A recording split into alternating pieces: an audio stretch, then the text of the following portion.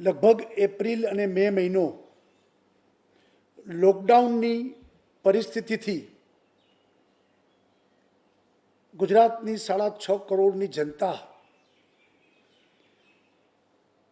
ભારત સરકાર અને ગુજરાત સરકારે નીતિ નિયમો જે બનાવ્યા લોકોએ ખૂબ સારો સાથ અને સહકાર આપીને લોકડાઉનને સફળ બનાવ્યો। વ્યક્તિગત અનેક મુશ્કેલીઓ આર્થિક સામાજિક સહન કરીને પણ લોકોએ એક થઈને વિશ્વની આ મહામારી સામે લડવા માટે ખૂબ સહકાર આપ્યો। રાજ્ય સરકારે છેલ્લા 3-4 દિવસથી સતત હસમુખ અઢિયા કમિટીએ આપેલા રિપોર્ટની ચર્ચા વિચારણા કરીને રિપોર્ટમાં આપેલ ભલામણો એ સિવાય પણ વધારાની જે કાંઈ રજૂઆતો અને પાર્ટીના કાર્યકર્તાઓ દ્વારા થયેલા સૂચનો એનો વિચાર કરીને આજે મને આનંદ છે કે ગુજરાતને ફરીવાર ધમધમતું કરવા ગુજરાત હંમેશા ઇકોનોમિક એક્ટિવિટીમાં અગ્રેસર રહ્યું છે, ત્યારે બને એટલું વહેલું ગુજરાત દોડતું થઈ જાય। ગુજરાતના ધંધા વેપાર અને સર્વિસ સેક્ટરને પણ ધ્યાનમાં રાખીને કૃષિ ઉત્પાદન અને કૃષિ ક્ષેત્રને પણ ધ્યાનમાં રાખીને ગરીબથી લઈને ઉદ્યોગ સુધી, માછીમારથી લઈને સમાજના તમામ વર્ગના લોકો, આદિવાસી હોય કે ગામડાનો માણસ હોય કે નાનો ફેરિયો હોય, આ બધાના વિચાર કરીને રાજ્ય સરકારે 14,000 કરોડ રૂપિયાનું પેકેજની આજે જાહેરાત કરતા હું ખૂબ આનંદ અનુભવું છું। રાજ્ય સરકારે સૌ પ્રથમ જે લોકો માસિક 200 યુનિટ કરતાં ઓછો વીજ વપરાશનું બિલ, રહેણાંક રેસિડેન્શિયલ એવા ગ્રાહકોને એ બિલમાં 100 યુનિટનું વીજળી બિલ માફ કરવાનો નિર્ણય કર્યો છે। એટલે કે આ 2 મહિના એપ્રિલ અને મેમાં થી 1 મહિનાનું 200 યુનિટ, એમાં 100 યુનિટ માફ, એટલે જનરલી બિલ 2 મહિનાનું 400 યુનિટ લોકો વાપરતા હોય છે, તો 400 યુનિટમાં 1 મહિનાના 200 યુનિટમાંથી 100 યુનિટ માફ, અને એ રીતે લગભગ 92 લાખ વીજ ગ્રાહકોને સીધી સહાયતા 650 કરોડ રૂપિયા રાજ્ય સરકાર જીવીવીએનએલને આ પૈસા આપશે અને એને 100 યુનિટ માફ કરવામાં આવશે। એવી જ રીતે 33 લાખ વાણિજ્ય વીજ ગ્રાહકો એટલે કે કોમર્શિયલ અને ઉદ્યોગ માટે એલટી વીજ કનેક્શન એ ગ્રાહકોને એના મે મહિનાના ફિક્સ ચાર્જ માફ કરવાનો પણ નિર્ણય કર્યો છે, જેનાથી 200 કરોડ રૂપિયાનો ચાર્જ માફ કરવામાં આવશે અને એ 200 કરોડ રૂપિયા રાજ્ય સરકાર ચૂકવશે। એવી જ રીતે આપણે જાણીએ છીએ કે વાણિજ્ય એકમો એટલે કે કોમર્શિયલ, પછી કોમર્શિયલ દુકાનો હોય, સેન્ટરો હોય, હોસ્પિટલો હોય, શાળા કોલેજો હોય, એ બધાને આ વર્ષના વાર્ષિક પ્રોપર્ટી ટેક્સમાં 20% માફી આપવામાં આવશે અને એ દ્વારા લગભગ 23 લાખ નાની મોટી દુકાનો અને વાણિજ્ય એકમોને આનો લાભ મળશે અને એના 600 કરોડ રૂપિયા જે તે મ્યુનિસિપલ કોર્પોરેશન અને મ્યુનિસિપાલિટીને રાજ્ય સરકાર ચૂકવશે। એટલે 600 કરોડ રૂપિયાની વેપારીઓને આની રાહત આપવામાં આવી છે. એવી જ રીતે પ્રોપર્ટી ટેક્સ 31મી જુલાઈ સુધી બધા કોર્પોરેશનમાં જે લોકો ટેક્સ ભરી દેશે આ વર્ષનો એને 10% રિબેટ અને 144 કરોડ રૂપિયાની રાહત આ રાજ્ય સરકારે આપવામાં આવી છે. એવી જ રીતે આપણે જાણીએ છીએ કે નાની નાની દુકાનો, provision stores, medical stores, mobile shops, garage, shopping સેન્ટરો, આ બધામાં જૂન, જુલાઈ, ઓગસ્ટ એમ 3 મહિના માટે જે વીજ કર 20% જે લેવામાં આવે છે એ 3 મહિના માટે 15%, 5% ઘટાડવામાં આવ્યો છે.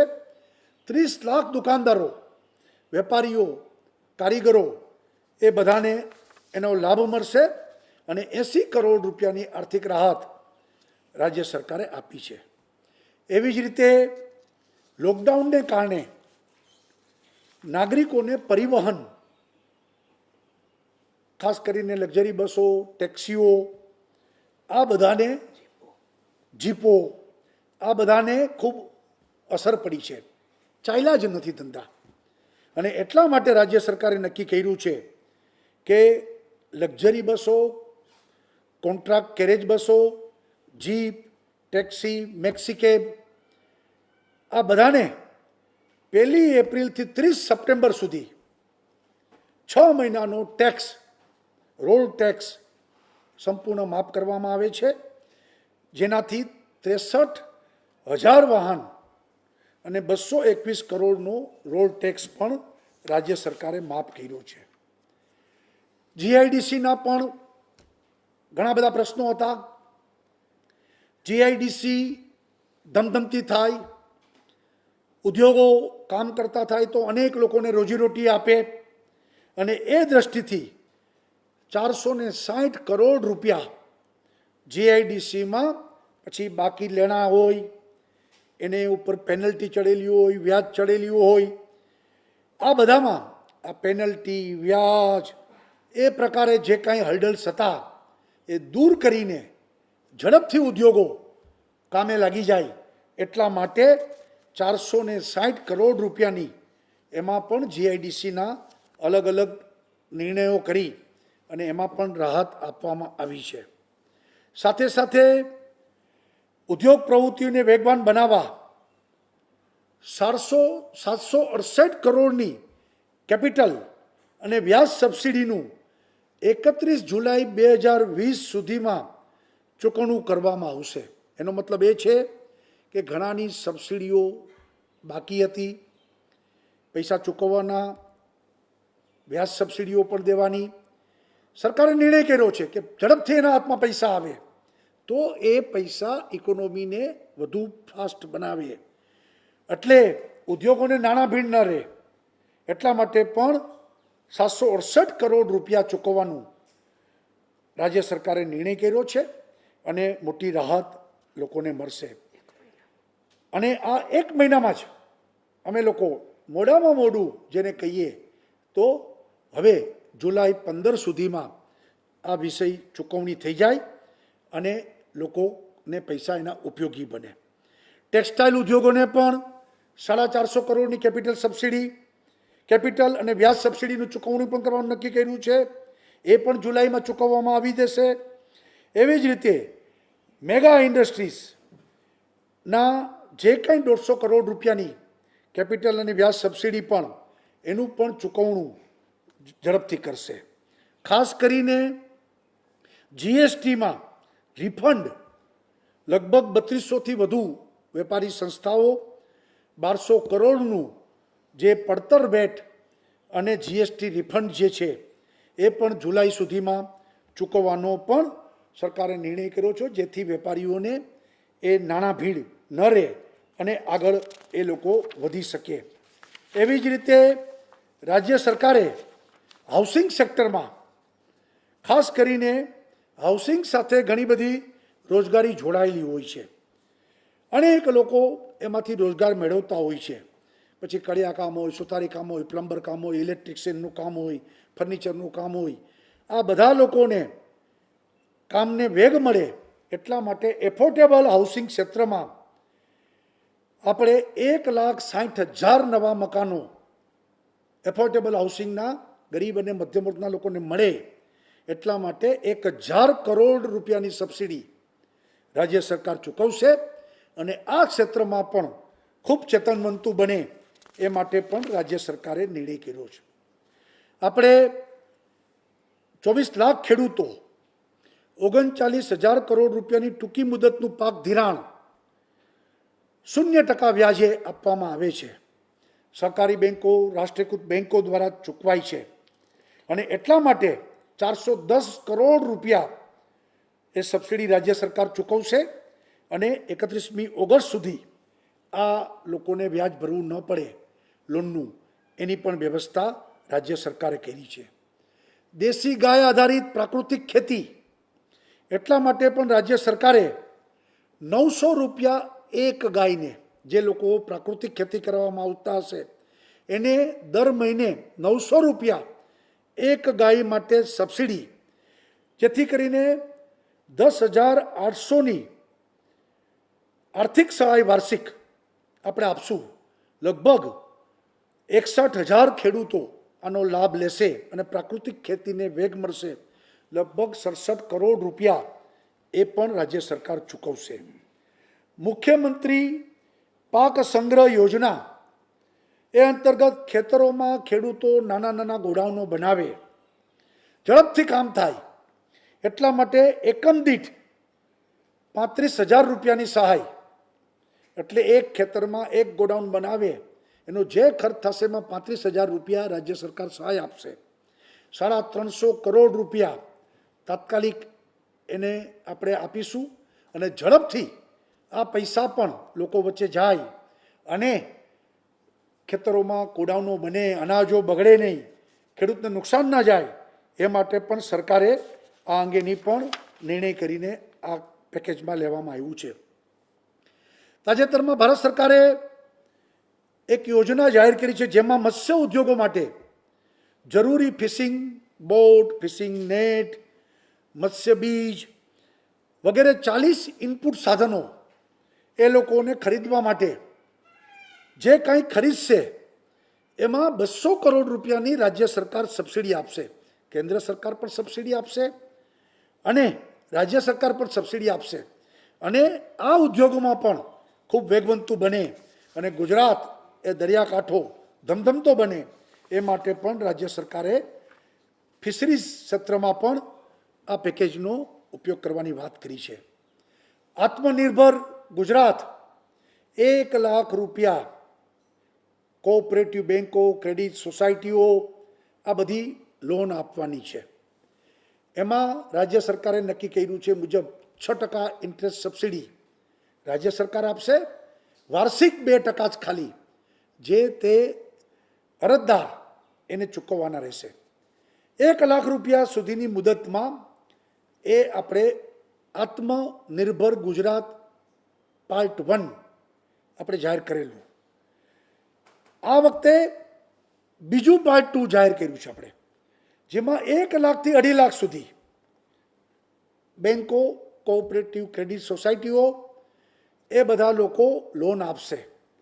એમાં કુલ 8%માંથી 4% એ અરજદારે ચૂકવવાના રહેશે, 4% રાજ્ય સરકાર સબસિડી આપશે અને 2.5 લાખ રૂપિયા સુધી એટલે મધ્યમ કક્ષાના વેપારીઓ એને હાથમાં મૂડી આવે, કોઈ પણ કારીગર એના હાથમાં 2.5 લાખ રૂપિયા આવે એટલા માટે પણ પાર્ટ 2 આપણે જાહેર કર્યું છે અને એ અંતર્ગત બીજા 300 કરોડ રૂપિયા, આગલા આત્મનિર્ભરમાં આપણે લગભગ 600 કરોડ રૂપિયા જાહેર કર્યા છે, આમાં બીજા 300 કરોડ રૂપિયા એ ઇન્ટરેસ્ટ સબસિડી એ રાજ્ય સરકાર આપશે.